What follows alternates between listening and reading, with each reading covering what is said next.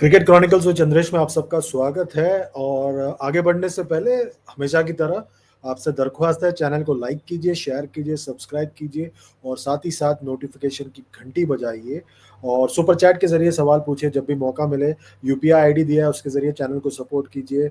और mobile phone पे app में, यूट्यूब के ऐप में वीडियो के नीचे हाइप का बटन है, उसे दबाना ना भूलें। मेरे साथ में जो आपको ये तस्वीर दिख रहा है, ये है अजिंक्य रहाणे। भूले तो नहीं उसको?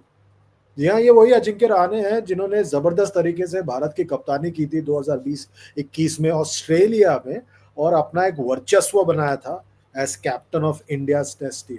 वो जो सीरीज थी, जबरदस्त तरीके से भारत ने वो टेस्ट सीरीज जीता था और come from behind victory victory था, जो कभी नहीं भूलेंगे कोई भी। तो ये ऐतिहासिक ऐतिहासिक जीत थी वो भारत की टेस्ट टीम की तरफ से। और अजिंक्य रहाणे को उस जीत के लिए हमेशा ही मैं सल्यूट करता हूँ। और वो आखिरी बार खेले थे भारत के लिए 2023 में वेस्ट इंडीज में। और मुझे, और उसके पहले जो वर्ल्ड टेस्ट चैंपियनशिप का फाइनल था उसमें वो टॉप स्कोरर थे। और उसके बाद जो ये 2 टेस्ट मैच हुआ था वेस्ट इंडीज में, मुझे लगा था उसमें थोड़ा ज्यादती कर दिया था सिलेक्टर्स ने तब, क्योंकि I think they should have been a bit more patient. उन्होंने जो है टेस्ट सीरीज में, जो है वर्ल्ड टेस्ट चैंपियनशिप के फाइनल में, उन्होंने जबरदस्त बल्लेबाजी की थी और उसके बाद जो 2 टेस्ट मैच की सीरीज हुई थी उसमें उन्होंने जो है उनको ज्यादा मौका नहीं मिला क्योंकि टॉप ऑर्डर ने वेस्ट इंडीज में बहुत ज्यादा रन बना दिया था। और उसके बाद वो पिछले 2 साल से लगातार डोमेस्टिक क्रिकेट खेले जा रहे हैं। इस साल उन्होंने केकेआर की कप्तानी भी की थी और लगातार खेले जा रहे हैं, मुंबई के लिए रन बना रहे हैं।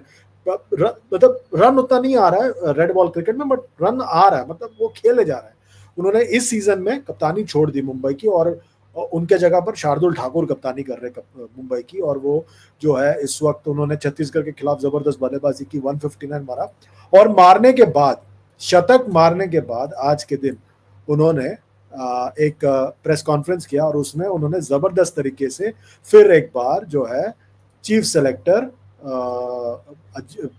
सिलेक्शन पैनल को खटगरे में खड़ा कर दिया। आप समझ जाइए, सीक्वेंस समझिए, आप क्रोनोलॉजी समझिए। पहले करुण नायर ने ड्रॉप होने के बाद कहा कि मैं एक्सपेक्ट नहीं कर रहा था कि मैं ड्रॉप हो जाऊंगा टेस्ट टीम से।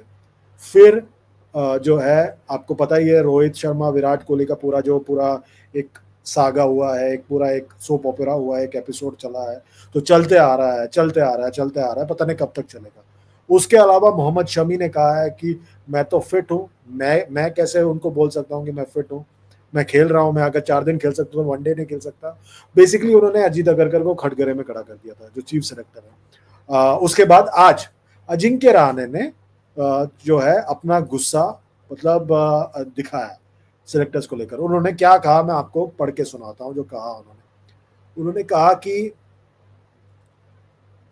मेरे साथ in Australia I made my come back in the world 2023 World Test Championship final. Before that, I played 2 years of domestic cricket where I did really well. I also did well in IPL, got into WTC final in which I made my comeback. After playing so much cricket for the Indian team, an experienced player like me, when I got dropped, I got a sense that there is something different. I thought an experienced player like me should get more chances when you make a comeback, but there was no communication. I can focus on only the controllable things which I am doing right now. If they select me, if they don't select me, that's fine. It's their call. But as I said, the Indian team needed me in Australia and I was fully ready for it. बहुत बड़ी बात कही है उन्होंने कि India की team को पिछले साल बॉर्डर गावस्कर ट्रॉफी में उनकी जरूरत थी, क्योंकि आपको याद है पिछले साल जब बॉर्डर गावस्कर ट्रॉफी में इंडिया गए थे, बल्लेबाजी में थोड़ी दिक्कत हो रही थी। जो अभी के टेस्ट कप्तान है उनको ड्रॉप भी कर दिया गया था टेस्ट टीम से पिछले साल ऑस्ट्रेलिया में। और जो रेगुलर कप्तान थे रोहित शर्मा, वो एक टेस्ट मैच लेट पहुंचे और उसके बाद जो है वो एक टेस्ट मैच, आखिरी टेस्ट मैच में उन्होंने अपने आप को ड्रॉप कर दिया था। तो ये बड़ी बात कह रहे हैं अजिंक्य रहाणे कि इंडियन टीम को पिछले साल उनकी जरूरत थी। तो ये बहुत बड़ी बात कही है। उन्होंने ये भी कहा कि you can not go with all the newcomers. Yes, young blood is important, but I feel if you have experience, the team will do well, especially in red ball cricket. बहुत बड़ी बात कही है उन्होंने, बहुत बड़ी बात कही है उन्होंने कि लाल गेंद की क्रिकेट में आपको एक्सपीरियंस की जरूरत है। और बहुत गुस्से में नजर आए थे आज वो प्रेस कॉन्फ्रेंस के दौरान। और आपने देखा, और उन्होंने ये भी कहा कि ऑस्ट्रेलिया में पिछले साल इंडिया को उनकी जरूरत थी। क्या संकेत दे रहे हैं, किसने उनसे कहा है, ये मुझे पता नहीं। और उन्होंने ये भी कहा कि age is just a number. As a player, if you have the experience, if you are still playing domestic cricket, if you are giving your best, I think selectors should consider them for selection. It's not about the age, it's about intent, it's about passion for the red ball cricket, and it's about the hard work which you put in the middle. That's what matters to me. So I don't believe in age being the only criteria. In Australia, if you see, Michael Hussey made his debut in late 30s and still made runs. Experience matters in red ball. I thought personally the Indian team needed me in Australia. That's my personal feeling. वो कह रहे हैं कि Indian team की उनको जरूरत थी Australia में, ये उनकी पर्सनल फीलिंग है। पर मुझे लग रहा है उनको शायद कुछ कहा गया होगा किसी के तरफ से, जिसके वजह से वो इस तरह से बयान दे रहे हैं आज आज के दिन। और उन्होंने कहा, कम्युनिकेशन की बात की है, वही बात अब समझिए, वही बात करुण नायर ने कहा, वही बात मोहम्मद शमी ने कहा, वही बात रोहित शर्मा और कि विराट कोहली के बारे में भी कहा जा रहा है कि रोहित शर्मा गुस्से में है क्योंकि उनको सिलेक्शन के 2 दिन पहले बताया गया था कि उनको सैक कर रहे हैं एज वन डे कैप्टन। वही बात मोहम्मद शमी ने कहा, जैसे मैंने कहा, और वही बात अब अजिंक्य रहाणे कह रहे हैं। तो एक पैटर्न सा बनता जा रहा है, और ये सारे खिलाड़ी 30-35 साल के इर्द गिर्द वाले खिलाड़ी हैं, ये सारे लोग एक ही चीज कह रहे हैं। और वो कह रहे हैं कि you always see selectors talk about playing domestic cricket. I have been playing domestic cricket for 4 to 5 seasons. Sometimes it's not about runs or performance, it's about intent, it's about experience. When you play in Australia, England, South Africa, it's about experience. I don't buy into it that 34 or 35 players, age O players are old. Players are also always looking to do well. Players are always looking to give their best. And if someone is really passionate about playing red ball cricket, I think selectors should look into it because they come and watch the game. तो एक बहुत बड़ा संकेत दे रहे हैं। और उन्होंने रोहित शर्मा और विराट कोहली के जो पार्टनरशिप हुई थी कल 168 रनों की नाबाद, उस पर भी कहा, वो बताता है, वो कह रहे हैं, it proves that age is just a number. That's what I said. At the highest levels, when you have guys like Rohit and Virat who have won so many matches for India, especially in white ball cricket, you need that experience in the team. तो ये एक बहुत बड़ा एक उन्होंने एक वार किया selectors पर।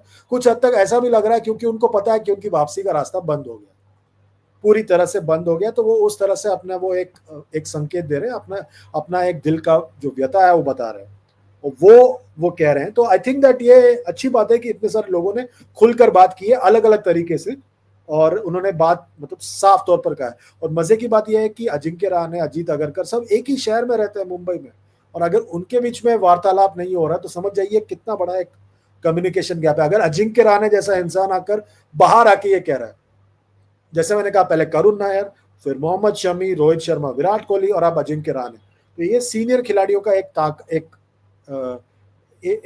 मेरे ख्याल से एक सिस्टम बन चुका है। और लगे हाथों अजिंक्य रहाणे ने सरफराज खान को भी एक एडवाइस दिया, उन्होंने कहा कि don't get distracted, don't get frustrated, it's very easy to say but it's very hard to do. If you can just stay focus on playing cricket and keep scoring runs, but as a player, when you go through this phase, it's really challenging. Mumbai cricket is behind him and will support him. We know how good he is as a batsman, so it's about time. Just keep your head down and focus on the controllables. तो उन्होंने अपने तरफ से भी एक advice दे दिया है सरफराज खान को। लगे आ तो आपको ये भी बता दूं कि कर्नाटका का मुकाबला चल रहा है गोवा के खिलाफ, और वहां पे करुण नायर ने 174 रन बनाया। तो सब जगह सब लोग अपना अपना एक परफॉर्मेंस कर रहे हैं, देखते हैं क्या होता है। मुझे नहीं लगता वो वापसी कर पाएंगे। इस बीच आपको बता दें कि वुमेन्स वर्ल्ड कप में आखिरी जो लीग मैच था इंडिया और बांग्लादेश का, वो बांग्लादेश ने बारिश में स्टॉप स्टार्ट था, फिर आखिरकार जो है बांग्लादेश की बल्लेबाजी है 119 बनाया 9 ओवर में, 9 विकेटों के नुकसान पर, 27 ओवर का गेम बना था। भारत ने 8.4 ओवर खेला और बारिश आ गई 57 बिना किसी नुकसान के, मैच कॉल ऑफ हो गया। पर इंडिया के लिए दिक्कत वाली बात यह है कि प्रतिका रावल जो है उनका एंकल ट्विस्ट हो गया है, पता नहीं वो कितने टाइम के लिए वो गए हैं, but I think it is going to be very difficult in my view. चलिए, ऑन दैट नोट बहुत बहुत शुक्रिया। क्या लग रहा है आपको, क्या कहाँ जा रहा है ये लड़ाई सीनियर खिलाड़ी और सेलेक्टर्स के बीच में? बताइए वीडियो के नीचे कमेंट करके, लाइक कीजिए, शेयर कीजिए, सब्सक्राइब कीजिए और नोटिफिकेशन की घंटी बजाइए। सुपर चैट के जरिए सवाल पूछिए, यूपीआई आईडी के जरिए चैनल को सपोर्ट कीजिए। मोबाइल ऐप में यूट्यूब पे ऐप के नीचे हाइप का बटन होगा, उसको दबाइए। और उम्मीद करते हैं अजिंक्य रहाणे भी जिससे तस्वीर है उस तरह से वो बहुत जल्दी मुस्कुराना शुरू कर देंगे। अभी के लिए बस इतना, अपना ख्याल रखिए। Good bye and God bless.